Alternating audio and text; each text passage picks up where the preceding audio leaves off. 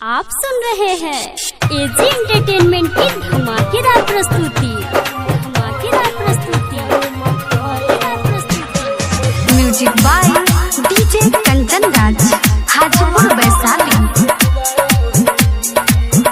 हम मोर जय मता बोलारो वाला सिका हुई। हम मोर जय मता बोलारो वाला सिका हुई।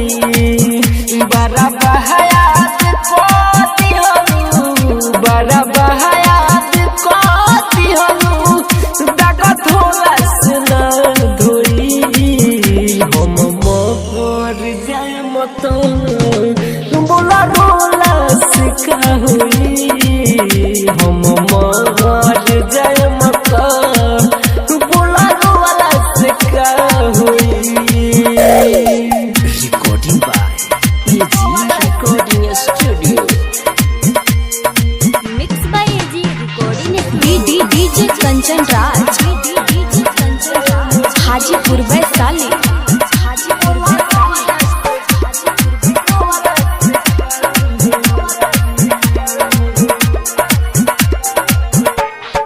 पागल बना के हमरा के छोड़ दिलू तू रानी। पल भर में रिश्ता तोड़ के खत्म कैलू कहानी, खत्म कैलू कहानी।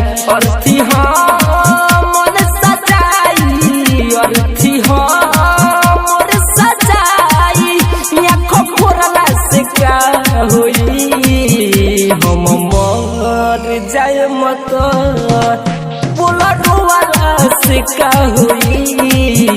हम मोर जय मता बोला रोवाला से का होई।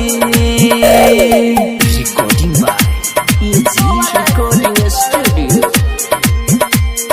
Mix by AG recording. DJ Kanchan Raj, Hajipur Vaishali.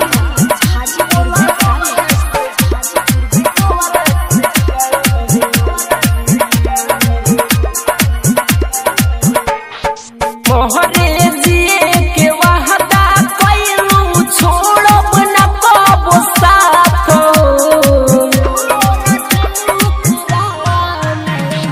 रौशन से शादी के कहे बारू पाछतात हो, कहे बारू पाछतात हो। निखिल पे दर्दी आकाश, निखिल पे दर्दी आकाश, अब देखला से का होई। हम मोर जय मता बोला रोवाला से का होई। हम मोर जय मता बोला रोवाला से का होई। एजी रिकॉर्डिंग स्टूडियो, रोशनपुर सपहा।